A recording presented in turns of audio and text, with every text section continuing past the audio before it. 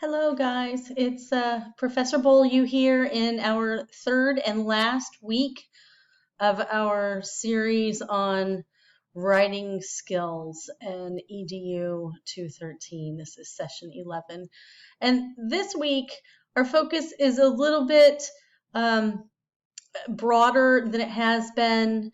I'm calling this week the structure week, mostly because I've lumped three main points in here and they all have something to do with sentence structure. And this image is to remind us that we're really building our sentences and putting them together.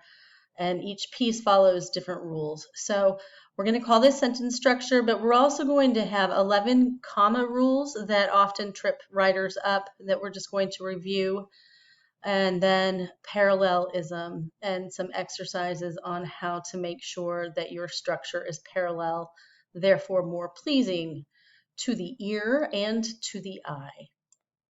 This week we have our shortest pretest. It's only 25 questions, and the post-test as well is only 25 questions. So I don't know if it'll take you a full 30 minutes, but give yourself at least that amount of time to do a good job.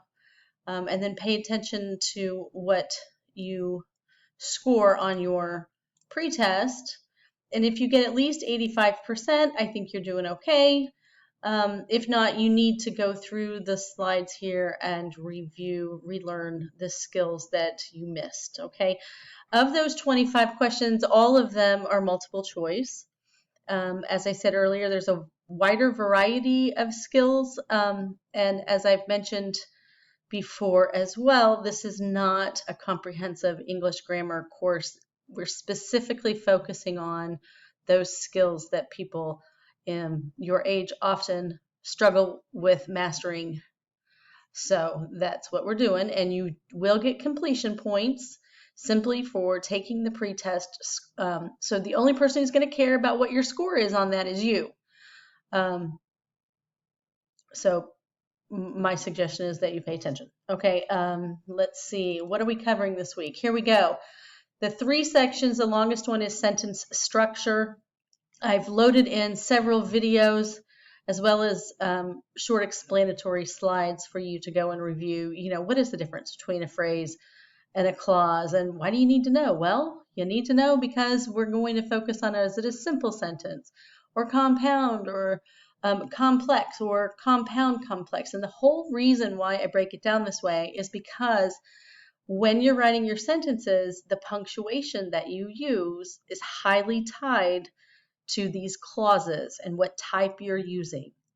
So that's why we're going to, some of the errors that you run into are run-ons and comma splices, and those have to do with the punctuation. If you don't use the correct one, those are your common errors, which leads directly into 11 comma rules. So some of them are really easy, and some of them we've learned quite a bit about over the last 2 weeks, and then some may be a struggle to you. There's only one that I thought would really might be a struggle, and for that one I added a video. And then there are some practice exercises that you can do. There's a link online here. And then the last section is parallelism.